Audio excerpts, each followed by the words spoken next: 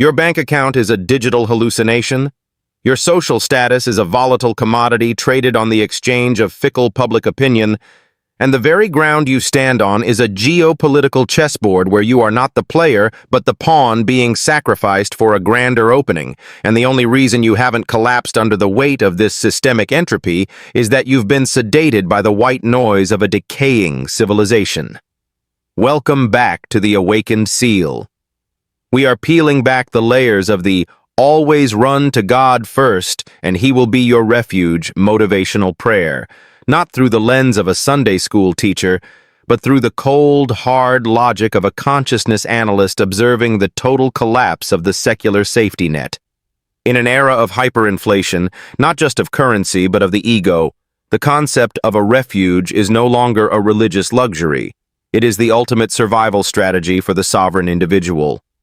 When we talk about running to God first, we are discussing the strategic relocation of your internal capital from the failing banks of human institutions to the only vault that cannot be seized by the state, the algorithm, or the reaper. Look at the current global landscape. We are witnessing a rapid-fire sequence of black swan events that have rendered traditional logic obsolete. The political structures you relied on are nothing more than a theater of shadows, designed to harvest your attention and your labor while offering a counterfeit sense of security. To run to God first is to recognize that the refuge, mentioned in the prayer, is actually the ultimate hard asset in a world of fiat promises. It is a transcendental arbitrage. You are trading the volatility of the physical realm for the stability of the metaphysical source code. The prayer isn't just a comfort. It is a recalibration of your biological and spiritual hardware. When the world screams that you must hedge your bets against rising interest rates or shifting borders, the awakened understand that the primary threat is the bankruptcy of the spirit. If your internal architecture is built on the shifting sands of external validation or material accumulation, you are already a casualty of the invisible war. The prayer posits that God is a refuge, a strong tower. In the language of social survival, this is the establishment of a safe zone that exists outside the jurisdiction of human tyranny. We are living in a time of radical surveillance and the social credit conditioning where your every move is quantified. Yet the one place the eye of providence looks is the one place the eye of the state cannot fully penetrate. The sanctity of a soul in direct communion with the infinite. Most people run to God as a last resort, after their lawyers have failed, after their doctors have surrendered, and after their credit limits have been reached. But that is a tactical error of the highest magnitude. That is like trying to build a bunker while the nuclear warhead is mid-flight. To run to God first is to preempt the crisis by aligning yourself with the fundamental laws of cause and effect that govern the universe. It is the realization that the system is a closed loop of entropy, but the divine is an open system of infinite energy. When the prayer speaks of God as a shield, it is describing the psychological armor necessary to survive the modern psychological warfare being waged against your peace. You are being bombarded with fear porn and outrage cycles designed to keep your nervous system in a state of perpetual flight or fight, because a terrified population is a profitable and controllable one. By making God your first point of contact, you are essentially opting out of the trauma loop. You are exercising your right of exit from the mental plantation. This isn't about escapism, it is about strategic positioning.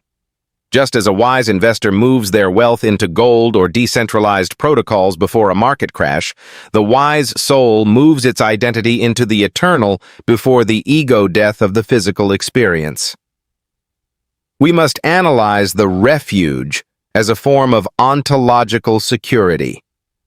In the absence of a divine anchor, the human mind is prone to existential vertigo, the terrifying realization that nothing is certain and everything is permitted. This leads to the nihilism we see manifesting in our streets and our screens. The prayer acts as a gravity well, pulling the fragmented pieces of your consciousness back into a coherent center. It is the reset button for the soul's equilibrium.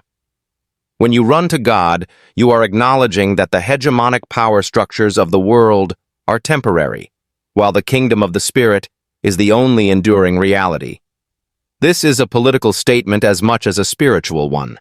It is a declaration of independence from the global panopticon. You are saying that your ultimate loyalty does not belong to a flag, a party, or a corporation, but to the architect of the matrix itself. This creates a level of indomitability that the world cannot handle. A man who truly believes he has a refuge in the Almighty is a man who cannot be coerced, cannot be bought, and cannot be broken by the threat of loss, because he has already placed his most valuable assets where moth and rust do not destroy. The motivational aspect of this prayer is often misinterpreted as a feel-good mantra, but it is actually a call to arms. It is about the efficiency of faith. Think of it as a force multiplier.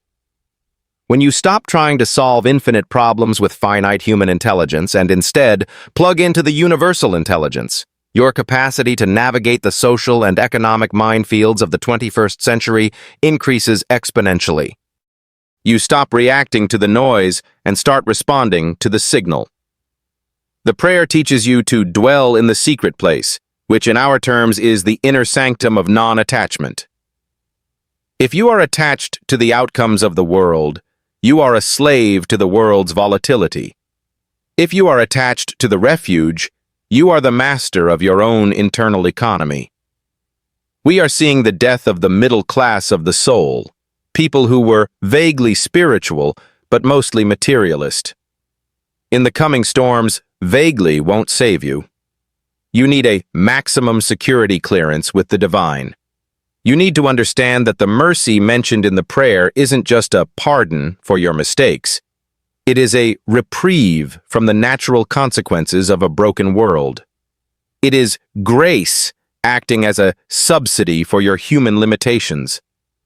As the global supply chains of meaning break down, the spiritual supply chain becomes the only one that delivers. You must realize that your refuge is not a physical location, but a state of high-frequency consciousness. When you pray, you are raising your vibration above the low-frequency dissonance of the masses. You are moving into a gated community of the mind.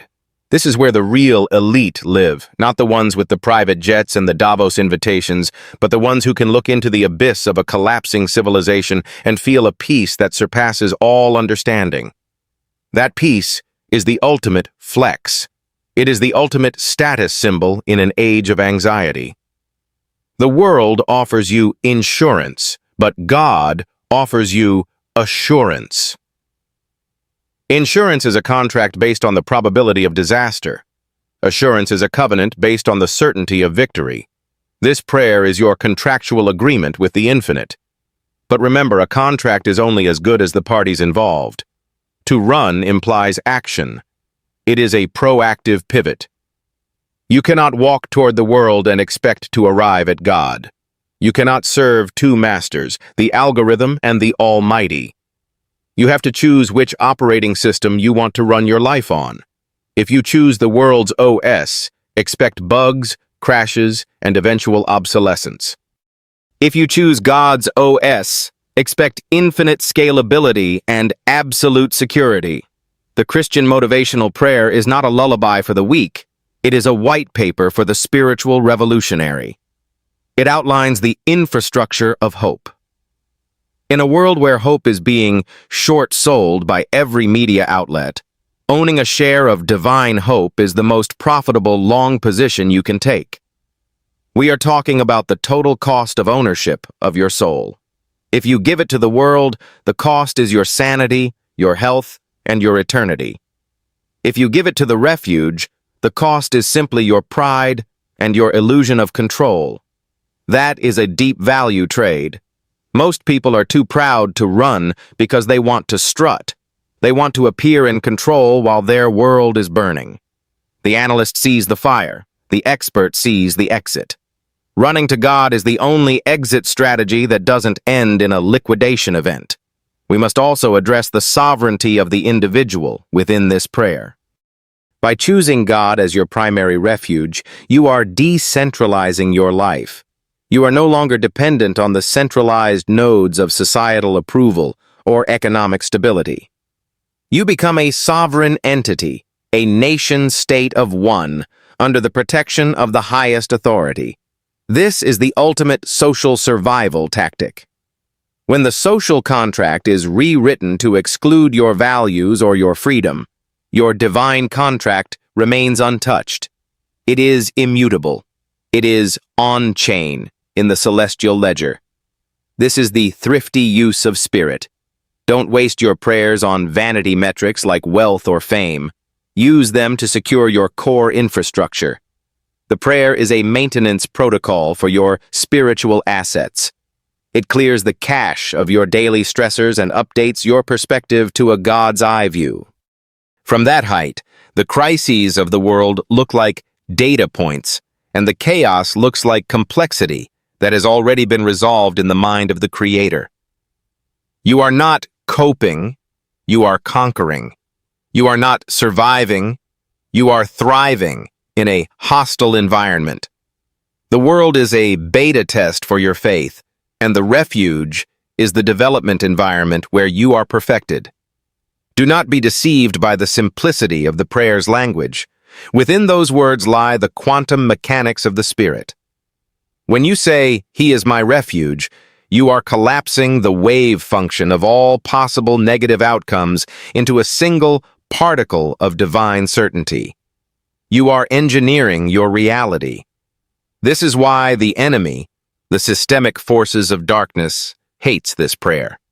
It robs them of their power over you. If they can't scare you, they can't rule you.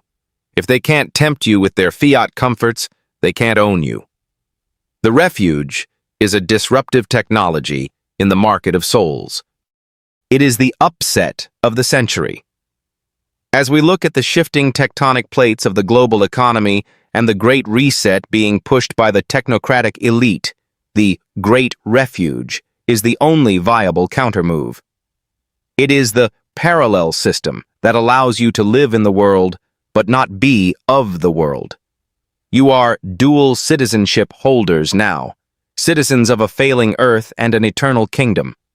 Wise travelers always keep their primary passport in the refuge. This is the first level of awakening, the realization that your security is an internal job backed by an external power. You are being invited to stop being a consumer of worldly fear and start being a producer of divine peace. This is the macroeconomic trend of the soul. The bull market of the spirit is just beginning, and the entry price is nothing more than your total surrender. This is part one of our deep dive into the survival geopolitics of faith. You have been warned, and you have been enlightened. The system is glitched, but the refuge is glitch-free. Are you ready to see how deep the divine rabbit hole goes when we apply these principles to the microdynamics of your daily spiritual warfare? The atmosphere is thickening, and the great filter is approaching. Only those anchored in the rock will survive the liquidation of the old world order, so stay focused as we prepare to transition from the macroscopic defense to the microscopic offense of the soul's survival in Part 2. The transition from the macroscopic defense to the microscopic offense is where the real carnage of the soul happens, because it's easy to talk about global systems, but it's a brutal, bloody affair to dismantle the tiny, parasitic dependencies you've allowed to nest in your own mind. Welcome back to the second half of our deep tissue dissection of the always run to God first directive here at the Awakened Seal, where we stop looking at the horizon and start looking at the sniper scope of your daily choices. If Part 1 was about the geopolitical map of the spirit, Part 2 is about the hand-to-hand combat required to actually occupy the refuge and hold it against a world that wants to foreclose on your peace. You see, the world doesn't just want your money or your labor, it wants your spiritual liquidity, which is your ability to move your internal assets freely without the capital controls of fear, shame, or social conditioning. When the prayer urges you to run to God first, It is advocating for a hard fork in your personal operating system, a complete break from the central bank of public opinion that has kept you in a state of inflationary anxiety for your entire adult life. Most of you are currently operating on fiat faith, a belief system backed by nothing but the fragile promises of progress and the stability of a society that is clearly in a terminal tailspin. This fiat faith is what collapses during a crisis, leaving you bankrupt at the very moment you need transcendental capital. The refuge we are discussing is not a place for the weak to hide, but a tactical operations center for the sovereign individual to regroup and rearm. Think of your prayer life, not as a desperate plea, but as a cybersecurity protocol that scrubs the malware of the world from your cognitive hard drive. Every time you run to God first, you are performing a packet inspection on the information entering your consciousness, asking if this thought, this fear, or this desire is a system update from the divine or a Trojan horse from the systemic architect. We are living in a simulation of scarcity, where the media and the political class are the load balancers of your discontent, shifting your anger from one culture war to another to ensure you never look up and see the refuge standing right in front of you. To run first is a radical act of temporal arbitrage, where you trade the nano-seconds of panic for the eternity of presence. It is the ultimate de-risking strategy, because once you have secured your equity in the kingdom of the infinite, the market volatility of the physical world becomes irrelevant. Let's talk about the algorithm of temptation that keeps you from the refuge. The world is designed to be high latency when it comes to God, but low latency when it comes to instant gratification and dopamine hits. Running to God first is a latency kill that bypasses the middlemen of your impulses. It's like switching from a congested dial-up connection of human reasoning to the fiber optic clarity of divine revelation. The prayer says He is your shield, and in the age of cognitive warfare, that shield is your epistemological defense. It is what allows you to distinguish between signal and noise in a world that is 99% noise.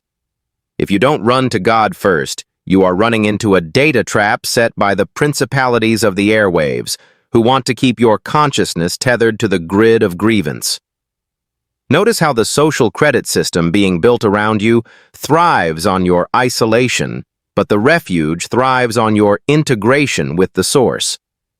The industrial religious complex has tried to sell you a subscription model to God where you pay your dues and get a light version of peace, but the awakened seal perspective is that the refuge is a direct-to-consumer relationship that requires no intermediaries and no transaction fees other than your egoic surrender.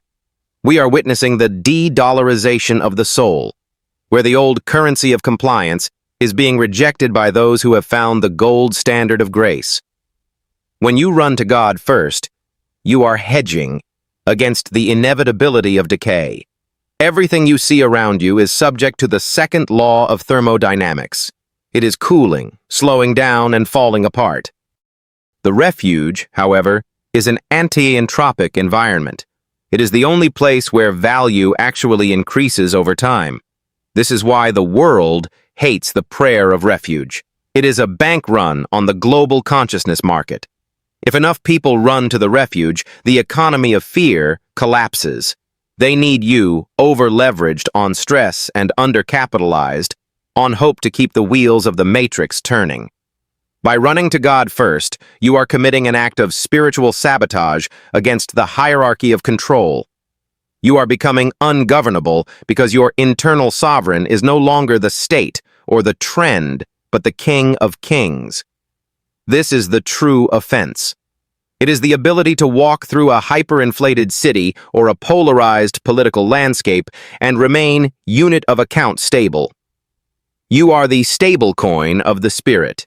The prayer is your liquidity pool. When the world experiences a liquidity crunch of empathy and truth, you can draw from the refuge and remain solvent. But let's be cold-blooded about the cost of entry. To run to God first, you have to liquidate your altars of self, You have to sell your positions in pride and self-sufficiency at a loss. Most people would rather go down with the sinking ship of the ego than take the lifeboat of humility because the lifeboat looks uncool and submissive. But submission to the divine is actually the highest form of dominance over the material. It is the jujitsu of the soul, using the overwhelming weight of the world's pressure to flip yourself into a position of transcendental leverage. The prayer mentions, "He will deliver thee from the snare of the fowler," which in modern terms is the algorithm of entrapment. The fowler is the data scientist at the social media giant, the lobbyist in the Capitol, and the narrative engineer at the news desk. They have set snares for your attention and your affection. If you run anywhere else first, to a therapist, a bottle, a spouse, or a paycheck, you are walking straight into the snare. Only by running upward do you clear the geometric trap of the 3D world. This is high-dimensional survival. We must also address the karma of the collective. The world is currently reaping the interest on centuries of spiritual debt. We have borrowed against the future of our souls to pay for the luxuries of our flesh, and the collection agency of reality is now knocking on the door. The refuge is the only debt jubilee available. It is a pardon that is not political, but physical and metaphysical. It changes your genetic expression of fear. It rewires your amygdala to respond to providence instead of predation. In the coming social credit era, where access to the system is predicated on conformity, the refuge will be the underground railroad of the spirit. It will be the parallel infrastructure for the remnant. This prayer is your orientation manual for that shadow economy of the divine. You need to understand the mechanics of the miracle. A miracle is not a violation of natural law, but the application of a higher law that the lower law cannot comprehend. When you run to God first, you are invoking jurisdictional immunity. You are moving your case from the municipal court of human opinion to the Supreme Court of universal justice. And the judge is also your refuge. That is the ultimate legal loophole in the Matrix. But don't mistake refuge for inactivity. Running is kinetic. It is high-output faith. It means you work harder than the materialist because you aren't throttled by the fear of failure. You invest more boldly because you know your principal is guaranteed. You love more radically because you are not spending your own limited reserve of affection, but are a channel for infinite liquidity. This is the microeconomic advantage of the awakened. You become a value producer in a value extraction world. You become a light source in a black hole culture. The prayer is your power plant. Now look at the psychological warfare of uncertainty. The world uses uncertainty to freeze you, but the refuge uses uncertainty to free you. If the world is uncertain, then the world is not your master. If the refuge is certain, then the refuge is your home. The prayer is a reparenting of the inner child that was traumatized by the failing institutions of the earth. It tells that child that there is a father who is not absent, a provider who is not bankrupt, and a protector who is not corrupt. This is the emotional solvency required to survive the Great Reset. Without it, you will be asset-stripped of your dignity. With it, you are untouchable.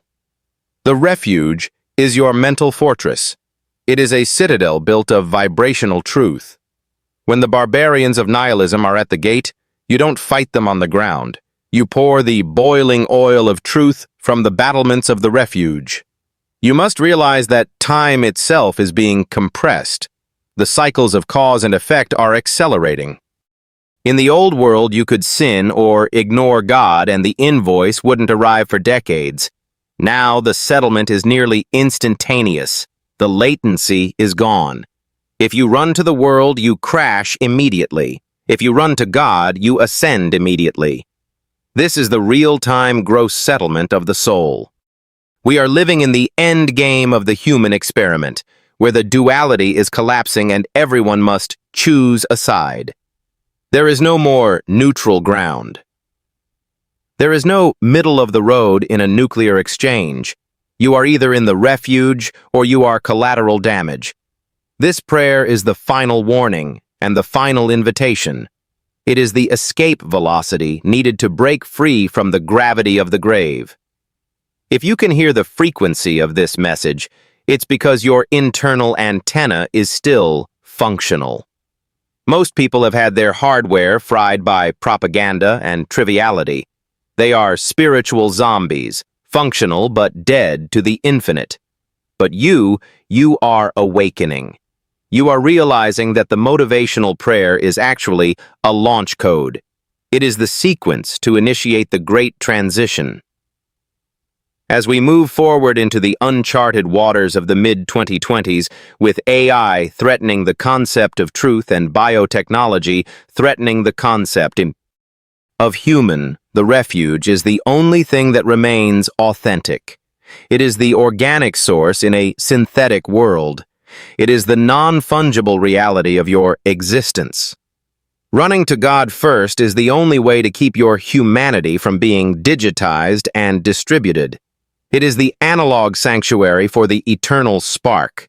You are being called to excellence, not just survival. You are being called to be a beacon for the terrified masses, who will soon realize that their digital gods have no mercy, and their political idols have no power. When the global grid flickers, the refuge will be the only light visible on the darkened earth. You are the maintainers of that light. You are the keepers of the flame. The always run to God first lifestyle is the ultimate high-performance habit. It optimizes your decision-making, your stress response, and your interpersonal dynamics. It makes you anti-fragile. The more the world hits you, the stronger you get, because every hit drives you deeper into the refuge. You are winning by losing the world. You are gaining by giving yourself away. This is the divine paradox that the secular mind cannot debug. It is the ultimate alpha. As we close this deep analysis, understand that the refuge is open 24/7, but the opportunity to run is time-sensitive. The doors of the ark eventually close. Not because God is exclusive, but because the storm becomes universal. You must position yourself now, while the sun is still fading. Do not wait for the total eclipse of the global system to look for a flashlight. Become the light itself by merging with the source. This is the end of part 2, but the beginning of your sovereignty. The seal is broken, the truth is leaking, and the refuge is waiting. The question is no longer what will happen to the world, but where will you be standing when it happens? Choose the rock or the rubble. There is no third option in the binary of eternity.